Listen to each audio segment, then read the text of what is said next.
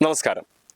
നാട്ടുകാരും സന്നദ്ധ സംഘടനകളും പിടിവിട്ട് മോചനദ്രവ്യം നൽകി സൗദി ജയിലിൽ നിന്ന് മോചിപ്പിച്ചയാൾ കേരളത്തിൽ വെച്ച് MDMA കേസിൽ പിടിയിലായി.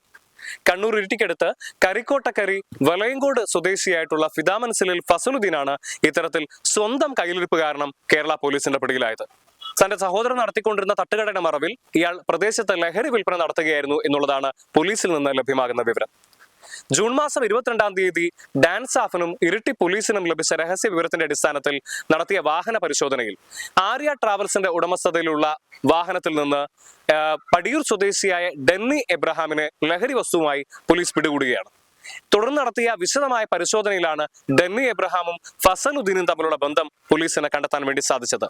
ബംഗളൂരുവിൽ നിന്ന് മാരക ലഹരിമരുന്നായിട്ടുള്ള മെത്താഫെറ്റമിൻ കേരളത്തിലേക്ക് എത്തിക്കുകയും തുടർന്ന് കണ്ണൂർ ഇരിട്ടി പ്രദേശങ്ങളിൽ ഇത് വിതരണം ചെയ്യുകയുമായിരുന്നു ഫസലുദ്ദീന്റെ രീതി എന്നുള്ളതാണ് നമുക്ക് മനസ്സിലാക്കാനായിട്ട് സാധിക്കുന്നത്. 2006-ൽ സൗദിയിൽ ഡ്രൈവറായി ജോലി ചെയ്യുന്ന സമയത്ത് മംഗളൂരു സ്വദേശിയായ അഷറഫ് എന്ന യുവാവിനെ കൊലപ്പെടുത്തിയ കേസിൽ മറ്റു 3 പേരോടൊപ്പം ഫസലുദ്ദീനും സൗദി പോലീസിന്റെ പിടിയിലായിരുന്നു.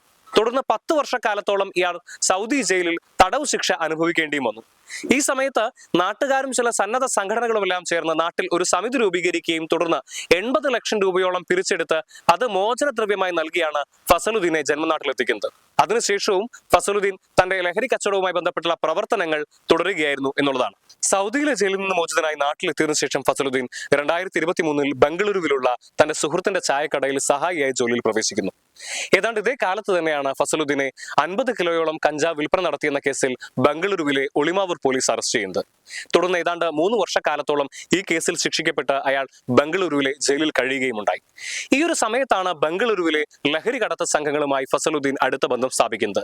തുടർന്ന് തന്റെ ഈ ഒരു ബന്ധം ഉപയോഗിച്ചുകൊണ്ട് ബംഗളൂരുവിൽ നിന്ന് കേരളത്തിലേക്ക് ലഹരി എത്തിക്കുന്നതിലെ കണ്ണിയായി ഇയാൾ പ്രവർത്തിച്ചു വരികയായിരുന്നു എന്നുള്ളതാണ് പോലീസ് വൃത്തങ്ങൾ വ്യക്തമാക്കുന്നത്.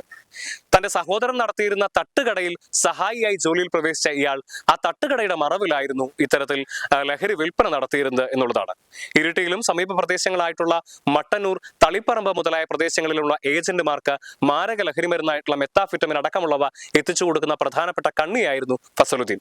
ബംഗളൂരുവിൽ നിന്ന് കേരളത്തിലേക്ക് വരുന്ന വാഹനങ്ങൾ മുഖാന്തരമായിരുന്നു ഇയാൾ ഇത്തരത്തിൽ ലഹരി എത്തിച്ചുകൊണ്ടിരുന്നത്. അങ്ങനെ ഇദ്ദേഹത്തിന് വേണ്ടി ലഹരി എത്തിച്ചുകൊണ്ടിരിക്കുകയാണ് ആര്യ ട്രാവൽസിൽ പോലീസ് പരിശോധന നടത്തുകയും ഡെന്നി എബ്രഹാം പോലീസിന്റെ വലയിലാവുകയും ചെയ്തത്. തുടർന്ന് നടത്തിയ വിശദമായ പരിശോധനയിലാണ് ഇത്തരത്തിൽ ബംഗളൂരിൽ നിന്ന് കേരളത്തിലേക്ക് ലഹരി കടത്തുന്ന സംഘത്തിലെ മുഖ്യ കണ്ണിയായിട്ടുള്ള ഫസലുദ്ദീനെയും ഇരിട്ടി പോലീസ് പിടികൂടുന്നത്. സൗദിയിലെ ജയിലിൽ കിടന്ന ഒരു മനുഷ്യനെ ദയ തോന്നി പിരിവിട്ട് ഏതാണ്ട് 80 ലക്ഷം രൂപയോളം മോചനദ്രവ്യം നൽകി മോചിപ്പിച്ച് നാട്ടിൽ കൊണ്ടുവന്നു. അതിനയാളെ നാട്ടുകാർക്ക് കൊടുത്ത സമ്മാനമാണത്. ബംഗളൂരുവിൽ നിന്ന് കേരളത്തിലേക്ക് ലഹരി കടത്തുന്ന സംഘത്തിലെ പ്രധാനപ്പെട്ട കണ്ണിയാണ് ഫസലുദ്ദീൻ. ഫസലുദ്ദീനിലൂടെ ഈ സംഘത്തിലെ മറ്റ് അംഗങ്ങളെയും പിടികൂടാൻ സാധിക്കുമെന്നുള്ള പ്രതീക്ഷയിലാണ് ഇരിട്ടി പോലീസ്. അതിനുള്ള ശ്രമങ്ങളും അവർ ആരംഭിച്ചു കഴിഞ്ഞു. എന്തു തന്നെയായാലും ഇത്തരത്തിൽ ഒരു ലഹരി സംഘത്തിലെ പ്രധാനപ്പെട്ട അംഗത്തെ പിടികൂടാൻ സാധിച്ചതിൽ ഇരിട്ടി പോലീസിന് അഭിമാനിക്കാം. ഞാൻ ആ നാട്ടുകാരുടെ ഗതികേടോട് ഒന്ന് ആലോചിക്കുകയായിരുന്നു.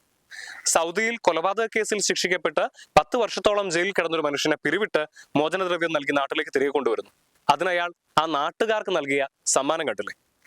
ഇരിട്ടി പോലീസ് എന്തു തന്നെയായാലും ഫസലുദ്ദീനെ അറസ്റ്റ് ചെയ്തിട്ടുണ്ട്. ഫസലുദ്ദീനിലൂടെ ആ ലഹരി കടത്ത സംഘത്തെ പൂർണ്ണമായും പോലീസിനെ പിടികൂടാൻ സാധിക്കുമെന്ന് നമുക്ക് പ്രത്യാശിക്കാം.